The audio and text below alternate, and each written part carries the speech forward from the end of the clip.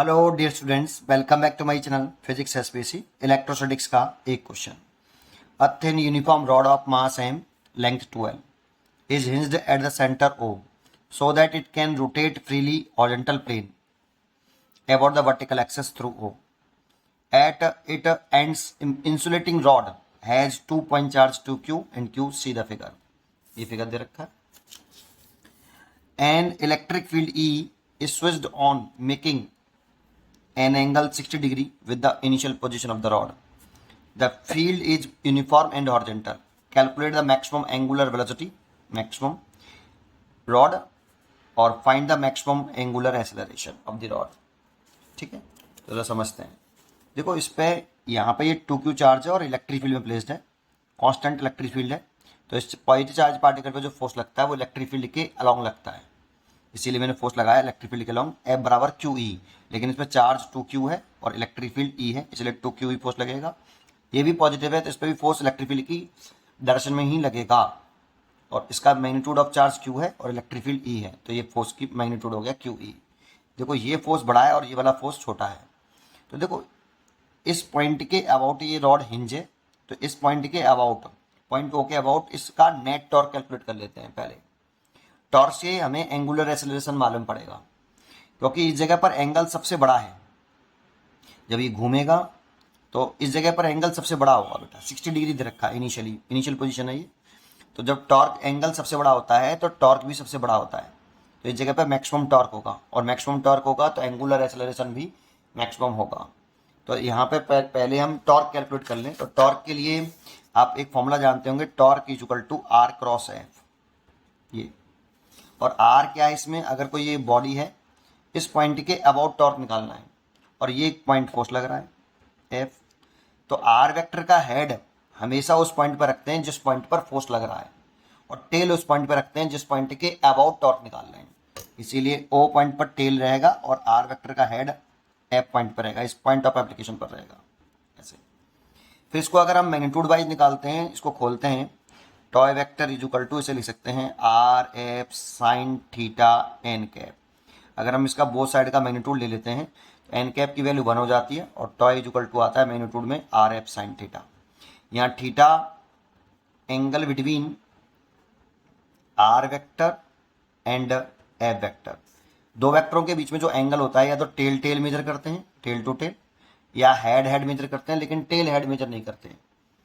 Tell tell major करते हैं या हेड हेड मेजर करते हैं, लेकिन टेल हेड मेजर नहीं करते। और इसकी जो रेंज होती है वो 0 से बराबर और 180 से छोटी या बराबर होती है। ठीक है, ये वाला पॉइंट पहले हमें पता होना चाहिए। तो जरा देखते हैं, जैसे इसमें आर वेक्टर का हेड है ये, और ये एफ है, वेक्टर का टेल है, तो ये एंगल नहीं है आर वेक्टर क्रॉस है, आर वेक्टर जिसका हेड हो, जिसका भी हेड हो से एक्सटेंड कर लेते हैं, ये एंगल है बेटा आर और एफ के बीच में, थीटा।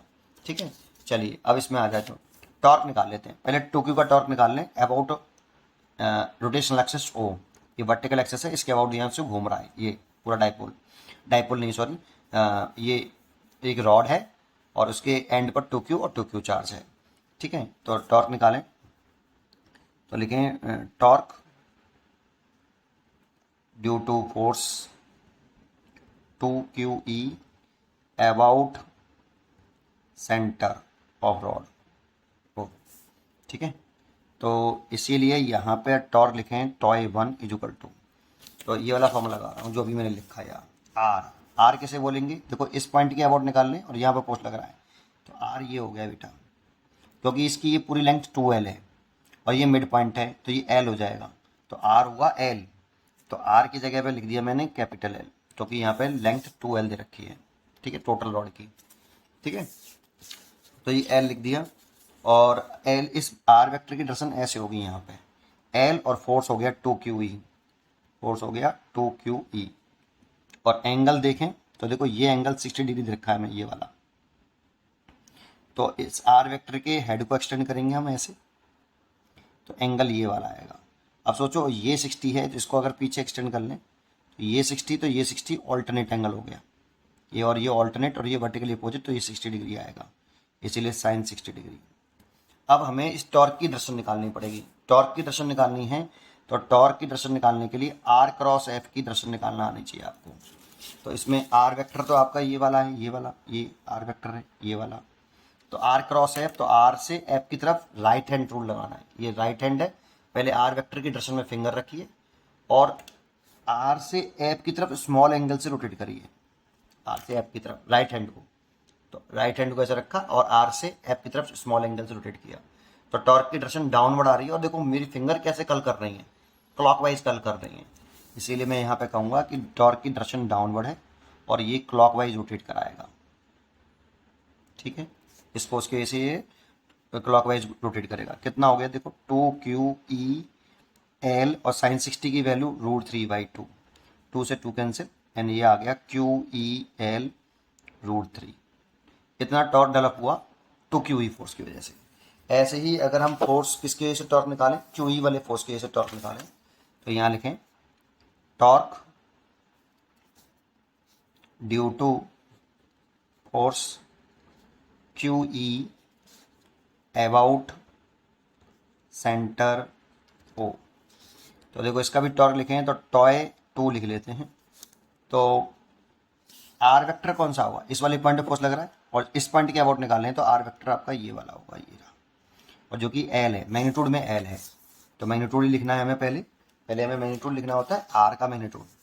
तो आर का मैग्नीट्यूड लिखा मैंने एल और फोर्स लग रहा है QE और एक्सटेंड करें इसको ऐसे, तो ये वाला एंगल होगा बेटा इनके बीच में। सोचो ये कितना एंगल, तो देखो ये 60 है तो ये वाला भी 60 होगा और इसको पीछे एक्सटेंड करें तो ये 60 है तो ये वाला 60 होगा और ये 60 है तो ये 60 होगा, ये वाला। देखो ये 60 ऑल्टरनेट एंगल हो गया और ये भी ऑल्टरनेट एंगल, सॉरी ये वर्टिकली अपोजिट और ये ऑल्टरनेट, ये वर्टिकली अपोजिट। तो ये 60 तो ये 120, तो ये एंगल 120 है। इसीलिए यहाँ पे लिखेंगे हम साइन 120। ये वाला फॉर्मूला लगाया बेटा मैंने, आर एफ साइन थीटा। इसमें आर वेक्टर का हेड कहाँ होता है, टेल कहाँ होता है, इस पर ध्यान दीजिए। ठीक है, ये लगा लिया। तो अब इसमें क्या लिख सकते हो, साइन 120 की वैल्यू लिखें तो साइन 90 + 30 सेकेंड क्वाड्रेंट में है और माइनस का प्लस का होता है cos 30 और cos 30 की वैल्यू √3/2। तो इसकी वैल्यू हो गई QEL √3/2। तो ये टॉर्क हो गया √3/2 QE, कैपिटल एल है, कैपिटल एल कर देता हूँ, QEL/2। इसकी भी डायरेक्शन निकालें तो आर वेक्टर की डायरेक्शन ये है आपकी, आर क्रॉस एफ निकालना है तो राइट हैंड रूल लगाएंगे, आर वेक्टर की डायरेक्शन में फिंगर छोटे एंगल से, तो छोटा एंगल ये है आर से एफ की तरफ, फोर्स की आर से एफ की तरफ छोटे एंगल से हमें फिंगर को कर्ल करना होता है। करा, थंब किधर आ रहा है, ऊपर, तो टॉर्क आ रहा है इसमें अपवर्ड डायरेक्शन में और हमारी फिंगर कैसे कर्ल कर रही है वो देखिए, ये एंटी क्लॉकवाइज घूम रही है। इसलिए इसको हम कह सकते हैं कि ये डायपोल को, सॉरी पेन गिर गया यार, तो ये फिंगर इसको एंटी क्लॉकवाइज डायरेक्शन में घुमाएगा। तो देखो एक की टॉर्क की डायरेक्शन आ रही है डाउनवर्ड और ये क्लॉकवाइज घुमा रहा है, और इन दोनों में से कौन सा टॉर्क बड़ा है, तो ये वाला टॉर्क बड़ा है। ये √3 QL है और ये √3/2 QL है। तो नेट टॉर्क निकालें, नेट टॉर्क, तो नेट टॉर्क निकालें about centre of mass, A centre, about centre O, rotational axis यहीं से पास हो रही है, ठीक है ना, हिंज है वो पॉइंट। तो नेट टॉर्क निकाल लें तो जो आ रहा है आपका टॉय 1 - के टॉय 2 और डाउनवर्ड आएगा, दैट मीन्स क्लॉकवाइज घुमा रहा है, ये पूरा सिस्टम क्लॉकवाइज घूम रहा है। ठीक है, और कितना टॉर्क से घूम रहा है, तो √3 QEL -√3/2 QEL। अब देखो इसमें से 2 अगर एलसीएम ले लें तो 2√3 QEL -√3 QEL, इसे इसमें घटा दें तो 2 में से 1 गया तो √3/2 QEL। इतना नेट टॉर्क लग रहा है इनिशियल पोजीशन पर, ये इनिशियल पोजीशन पर नॉट नेट टॉर्क है इस जगह पर, क्योंकि मैंने यहीं का डाटा लिया है। जब ये घूमेगा तो टॉर्क बदलेगा, सीधी सी बात है ना। बट मैंने इसी जगह पे क्यों निकाला, देखो आप चेक करिए, ये कॉन्स्टेंटर में पूरा 2Q फोर्स, ये कितना भी घूम जाए 2Q ही फोर्स लगेगा, है ना। और ये एंगल जितना बड़ा होगा आपका एल साइन थीटा, ये सबसे बड़ा होगा तो टॉर्क मैक्सिमम होगा। तो ये मैक्सिमम टॉर्क निकला है इनिशियल पोजीशन पर, ये टॉर्क तो है लेकिन मैक्सिमम टॉर्क है, क्योंकि जितना एंगल बड़ा होगा उतना ही टॉर्क बड़ा होगा, एंगल छोटा होता जाएगा टॉर्क छोटा होता जाएगा, ठीक है ना। तो इस वाली कंडीशन में ये मैक्सिमम टॉर्क निकल आया, और मैक्सिमम टॉर्क से हम एक्सेलरेशन निकाल सकते हैं टॉय बराबर आई अल्फा। लेकिन इस फॉर्मूले का यूज़ करते समय हमेशा एक बात ध्यान रखिए, जिस एक्सिस के अबाउट टॉर्क निकालते हैं उसी एक्सिस के अबाउट मोमेंट ऑफ इनर्शिया निकालते हैं। अब यहाँ पे रोटेशनल मोशन आ गया, जिस एक्सिस के अबाउट टॉर्क निकालते हैं उसी अबाउट के अबाउट मोमेंट ऑफ इनर्शिया भी फाइंड आउट करते हैं। तो मैंने यहाँ पर जो वर्टिकल एक्सिस है सेंटर से पास हो रही है, इस एक्सिस के अबाउट मैंने टॉर्क कैलकुलेट किया था।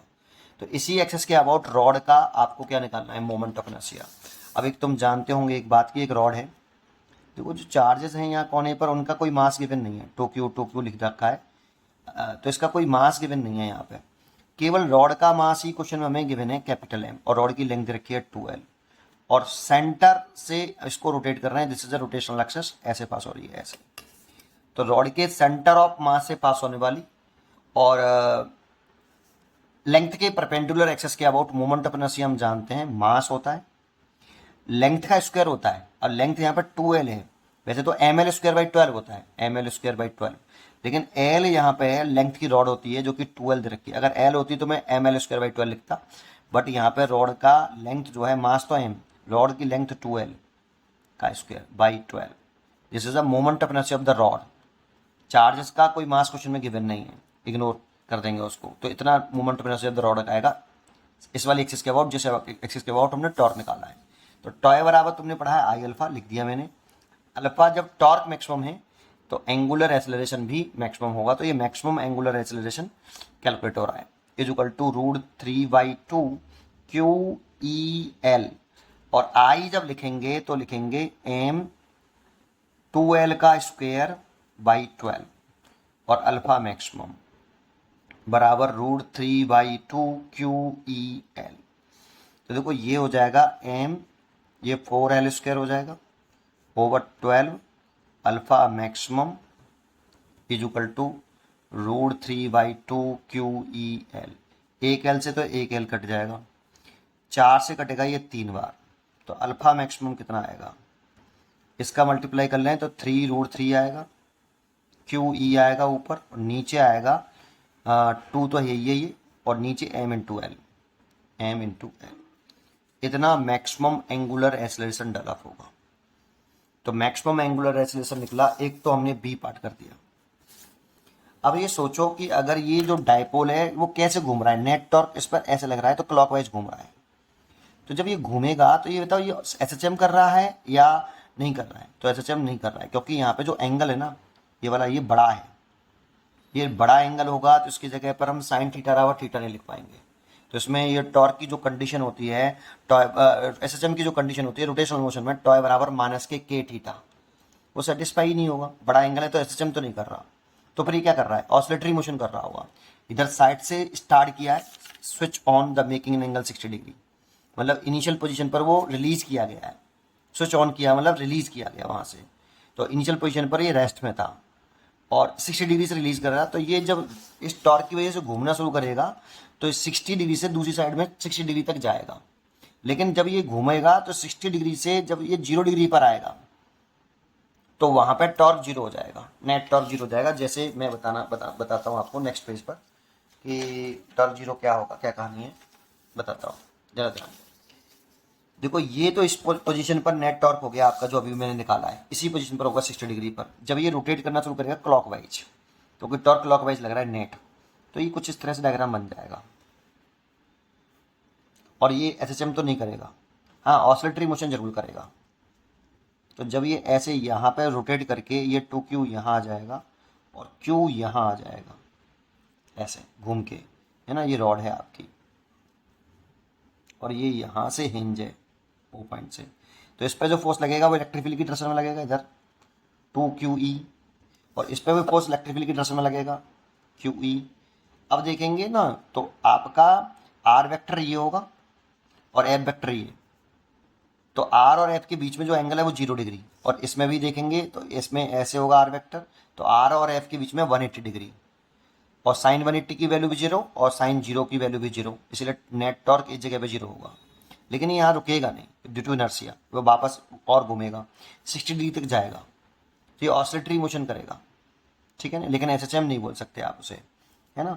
अच्छा, इस जगह के बाद देखो ये जो टॉर्क डेवलप होगा जब ये और घूमेगा, तो जो टॉर्क डेवलप होगा वो एंटी क्लॉकवाइज हो जाएगा बेटा। अभी तो देखो यहाँ से यहाँ तक ऐसे जब ऐसे टॉर्क लग रहा था तो ये क्लॉकवाइज टॉर्क लग रहा था, इसको ऐसे घुमा रहा था, है ना। यहाँ पे आके टॉर्क जीरो होगा, फिर जब वो ऐसे जब होगा तो क्लॉक एंटी क्लॉकवाइज टॉर्क लगेगा, मतलब रिटार्ड होगा, उसकी एंगुलर स्पीड घटेगी।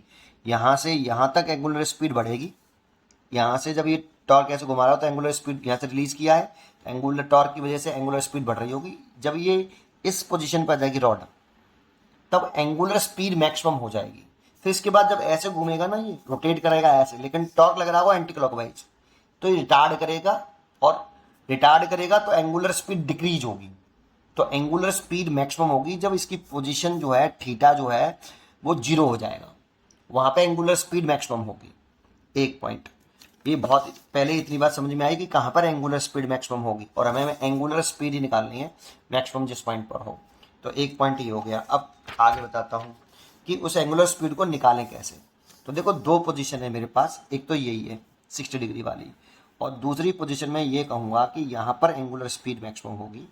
जैसे मैं ये डायग्राम बना देता हूँ, जब आपका डाइपोल ऐसे हो जाएगा, यहाँ से घूमेगा, ये इनिशियल पोजीशन थी, ये 2Q और ये Q, और ये घूम के जब ये ऐसे आ जाएगा, यहाँ ये घूमेगा, यहाँ आ गया, ये 2Q आ गया, और ये घूम के यहाँ से यहाँ आ गया, ये Q आ गया, ठीक है। तो ऐसे, तो इस जगह पे जब ये आ जाएगा तो देखो इस जगह पे जो फोर्स लग रहा था वो इलेक्ट्रिक फील्ड की डायरेक्शन में लग रहा था ऐसे, और जो फोर्स था ये 2QE था, और इस पे जो फोर्स लग रहा था ये भी इलेक्ट्रिक फील्ड की डायरेक्शन में लग रहा था, लेकिन इसका मैग्नीट्यूड छोटा है इसलिए एरो में छोटा बनाऊंगा, आधा है QE। ये रोटेट करके यहाँ आ गई, तो ये इनिशियल पोजीशन ये है डायपोल की, सॉरी डायपोल बोल देता हूँ बार बार, इस रॉड की, और ये इसकी फाइनल पोजीशन है। इस जगह पर एंगुलर स्पीड मैक्सिमम होगी, और यहाँ से रिलीज किया है, स्विच ऑन किया तो रिलीज किया, तो यहाँ पे इनिशियल एंगुलर स्पीड जीरो होगी। जब ये यहाँ पर पहुँचेगा तो एंगुलर स्पीड मैक्सिमम हो जाएगी, जो कि मेरे को कैलकुलेट करना है। This is the final position. अब एंगुलर स्पीड निकालें कैसे, तो देखो इसमें ये जो फोर्स लग रहे हैं 2QE और QE, this is a electrostatic force, जो कि एक कंजर्वेटिव फोर्स है, और जब ओनली कंजर्वेटिव फोर्स लगे तो मैकेनिकल एनर्जी कंजर्व रहती है। तो इसमें मैकेनिकल एनर्जी कंजर्व रहेगी, तो इनिशियल पोजीशन, ये इनिशियल पोजीशन मान रहा हूँ और इसको मैं फाइनल पोजीशन मान रहा हूँ। तो काइनेटिक एनर्जी इनिशियल पोजीशन पर plus electrostatic potential energy initial position पर is equal to kinetic energy at final position plus potential energy at final position. अब देखो इसको, इस वाले को इधर लेके आ रहे हैं और इसको इधर ले आ रहे हैं, तो KI minus KF is equal to, इसको जब मैं इधर लेके आऊँगा तो इसे UF माइनस UI लिख सकता हूँ, that means change in potential energy लिख सकता हूँ, KI माइनस KF। अब चेंज इन पोटेंशियल एनर्जी एक फॉर्मूला हम जानते हैं कि ये जो चेंज इन पोटेंशियल एनर्जी होता है वो माइनस के बर्डन बाई कंजर्वेटिव फोर्स होता है। यहाँ पे कंजर्वेटिव फोर्स इलेक्ट्रिक फोर्स है, तो delta U is equal to minus के work done by electrostatic force, electrostatic force. अगर मैं ये कैलकुलेट कर लूँ तो चेंज इन एनर्जी निकल आएगी। तो वर्डन कैलकुलेट करना है बेटा, तो इस 2Q चार्ज को यहाँ से यहाँ तक घूमने में और इस Q को यहाँ से यहाँ तक घूमने में कितना वर्क करना पड़ा ये निकालना है। तो देखो यहाँ से अगर चार्ज को देखें तो यहाँ से ये इस वाले पास से होके गया है, मैं पार्ट डिसाइड कर देता हूँ, ये 2Q चार्ज इस वाले पास से होके गया है, तो इनिशियल पोजीशन ये हो गई और फाइनल पोजीशन ये हो गई। तो इसमें अगर हम इस वाले पाथ का वर्डन निकालें तो देखो वर्डन यहाँ पे ये इलेक्ट्रोस्टैटिक फोर्स द्वारा किया गया वर्डन है, कंजर्वेटिव फोर्स द्वारा किया गया वर्डन है। ये जो वर्डन होता है वो पाथ पर डिपेंड नहीं करता, ये पाथ पर डिपेंड नहीं करता, ये इनिशियल पोजीशन और फाइनल पोजीशन की पोजीशन पर डिपेंड करता है। तो देखो वर्डन निकालना है, इस पाथ से ये चार्ज पार्टिकल मूव किया है, यहाँ से यहाँ तक इसे मूव करने में कितना वर्क, और फिर ऐसे ही ये इनिशियल पोजीशन है, ये फाइनल पोजीशन है, इस चार्ज को यहाँ से यहाँ तक मूव करने में कितना वर्क। तो मैं क्या करूँगा, इसको पाथ को बदल लूँगा। पहले मैं यहाँ से इस पर, इस इलेक्ट्रिक फील्ड पर इस चार्ज से एक परपेंडिकुलर ड्रॉ करूँगा इन 90 डिग्री, और मैं पहले इस चार्ज को यहाँ से यहाँ तक मूव करने में, फिर यहाँ से यहाँ तक मूव करने में वर्डन निकालूंगा। तो देखो इस वाले पाथ का वर्डन और इस वाले पाथ का वर्डन इक्वल होगा, क्योंकि इन दोनों पाथों का ये पाथ नंबर 1 और ये path number 2, initial point final point same है, वर्डन पाथ से इंडिपेंडेंट होता है कंजर्वेटिव फोर्स का। इसीलिए मैं इस वाले पाथ का वर्डन निकालूं तो टू क्यू चार्ज को अगर मैं यहाँ से यहाँ तक मूव कराने में वर्डन निकालूं तो देखो ये इस पर परपेंडिकुलर है, तो ये जो फोर्स है और ये जो डिस्प्लेसमेंट है यहाँ से यहाँ तक, जैसे मैं इस पोजीशन को ए डाल लेता हूँ, यहाँ बी डाल लेता हूँ, यहाँ सी डाल लेता हूँ, तो मैं वर्डन निकाल रहा हूँ ए से और टू क्यू चार्ज को ए से सी तक पहुँचने में, वर्डन ऑन टू क्यू चार्ज है ना। तो मैं पहले वर्डन निकाल रहा हूँ ए से बी तक जाने में, प्लस वर्डन निकाल रहा हूँ मैं बी से सी तक का। एस एक्चुअल में मेरे को ये 5 चार्ज पार्टिकल यहाँ से यहाँ रोटेट करके गया तो कितना वर्डन करना पड़ा, तो ये निकलवा रहा है। लेकिन work done is independent of path, depends only on initial position and final position. तो मैं ऐसा कर सकता हूँ, तो ए से बी तक का अगर वर्डन लिखूँ तो देखो डिस्प्लेसमेंट हो गया ये ए से बी तक का, और फोर्स ये दोनों परपेंडिकुलर है, तो वर्डन और कांस्टेंट फोर्स है। जब फोर्स कांस्टेंट हो तो डब्ल्यू बराबर हम एफ एस कॉस थीटा लगा सकते हैं। देखो फोर्स कांस्टेंट है, two Q E constant force है ना, टू क्यू ई, इसीलिए मैं यहाँ पे फॉर्मूला लगा सकता हूँ ये। तो कितना लिख रहा हूँ, फोर्स की जगह पे लिख रहा हूँ मैं टू क्यू ई, डिस्प्लेसमेंट हमारा ए बी हो गया और एंगल हो गया 90 डिग्री। ठीक है, यही तो एंगल हुआ, ये 90 डिग्री हो गया, देखो ये रहा। अब बी से सी तक का वर्डन निकालूंगा तो देखो जब चार्ज पार्टिकल यहाँ पे पहुंचेगा तो two Q charge particle force electric field की डायरेक्शन में लगेगा, इधर ही लगेगा।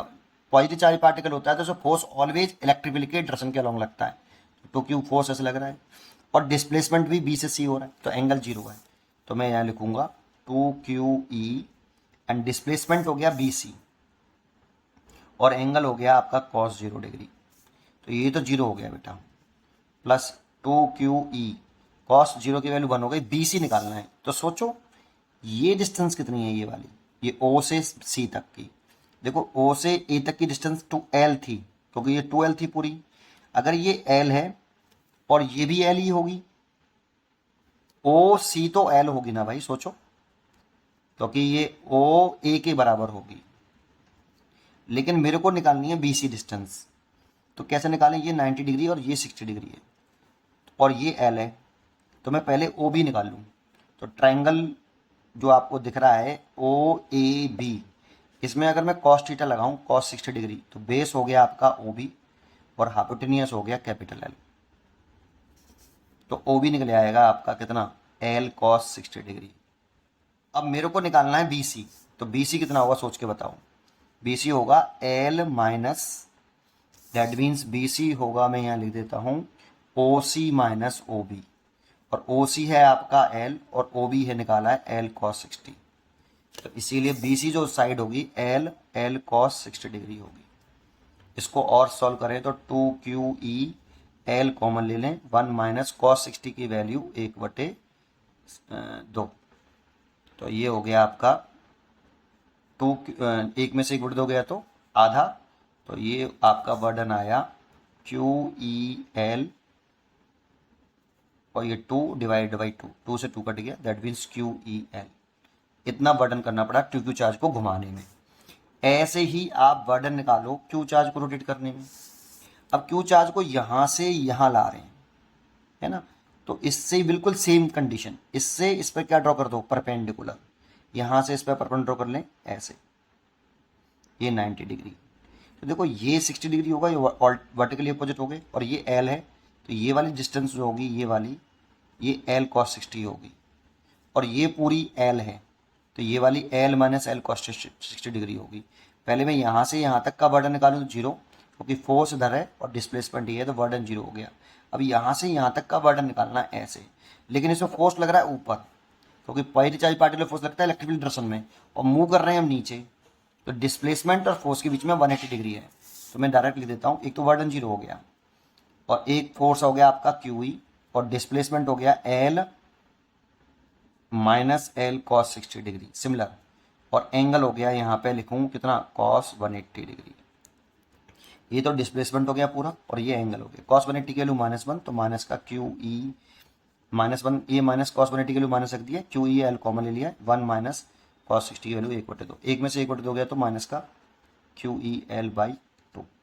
इतना वर्डन निकाला हमने किसको रोटेट करने में, क्यू को रोटेट करने में। तो टोटल वर्डन कितना होगा, तो इस टोटल वर्डन को कैलकुलेट करें, करते हैं। तो टोटल वर्डन निकालना है तो दोनों को ऐड कर लो। Work done is scalar quantity and total work done लिखें तो ये है आपका क्यू ई एल प्लस ये है माइनस के क्यू ई एल बाई 2, तो माइनस का है तो इसमें से इसे घटाएंगे तो आधी बचेगा क्यू ई एल बाई 2।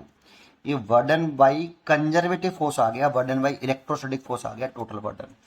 ये निकले आया तो देखो चेंज इन पोटेंशियल निकले आएगी हमारी delta U equal to minus के वर्डन बाई इलेक्ट्रोस्टैटिक फोर्स, और ये है तो माइनस का क्यू ई एल बटे 2, इतनी चेंज इन पोटेंशियल एनर्जी आई। और ये वाली वैल्यू अगर मैं यहां डाल दूं इस जगह पर कि kinetic energy initial minus kinetic energy final बराबर चेंज इन पोटेंशियल एनर्जी, तो देखो इनिशियली यहाँ पे इसे रिलीज किया गया, ऐसा बोला है क्वेश्चन में, बोला गया है कि an electric field E switch on making an angle 60 degree with the initial position of the rod. 60 degree पर इनिशियल पोजीशन वहाँ पे स्विच ऑन किया गया, मतलब छोड़ा गया उसको, है ना। तो इस जगह पर रिलीज किया है तो इनिशियल काइनेटिक एनर्जी तो जीरो होगी, माइनस फाइनल काइनेटिक एनर्जी लिखे हैं तो जब ये यहाँ पे पहुँचेगा फाइनल पोजीशन तो उसकी एंगुलर स्पीड मैक्सिमम होगी, तो कितनी लिखें, हाफ आई ओमेगा मैक्सिमम का होल स्क्वायर। रोटेट कर रहा है भाई वो, तो रोटेशनल काइनेटिक एनर्जी आएगी, हिंज है चल नहीं रहा, ठीक है। Is equal to delta U की बात करें तो माइनस का क्यू ई एल बाई 2, तो देखो इस माइनस से ये माइनस कैंसिल हो जाएगा। अब 1/2, 2 से 2 कैंसिल हो जाएगा, है ना, 2 से 2 कैंसिल हो गया। आई की अगर वैल्यू पुट कर दें तो मोमेंट ऑफ इनर्शिया लिख रहे हैं हम, तो यहाँ पे मोमेंट ऑफ इनर्शिया लिखें हिंज रोटेशनल एक्सिस के अबाउट जो अभी लिखा था m2l, इस पे ध्यान रखना 2l का स्क्वायर होगा डिवाइड बाई 12 और ओमेगा मैक्सिमम का square is equal to Q E L. इसे और सॉल्व करेंगे तो 4 हो जाएगा, 4 से 3 बार कट जाएगा, है ना, तो 4 से काट दिया मैंने 3 बार, तो ये हो गया ओमेगा मैक्सिमम का स्क्वायर इज इक्वल टू 3 का इधर मल्टीप्लाई 3 क्यू ई एल बटे एम एल स्क्वायर, और एक एल से एक एल कट जाएगा, तो ओमेगा मैक्सिमम जो आएगा वो रूट के अंदर 3 Q E by M L आएगा, इतनी मैक्सिमम एंगुलर स्पीड होगी। सही कैंसिल तो किया है, 2 से 4 और 4 से 3 बटा 3 का मल्टीप्लाई किया 3 क्यू ई एल हो गया, और 2 से तो 2 कैंसिल हो गया था, और यहाँ एक एल से एल कैंसिल हो जाएगा, ठीक है, बहुत बढ़िया, है ना। तो ये आपका इतना आंसर हो गया। उम्मीद करता हूँ कि आपको ये क्वेश्चन जरूर समझ में आया हो। पढ़ते रहिए और खुश रहिए। Thank you.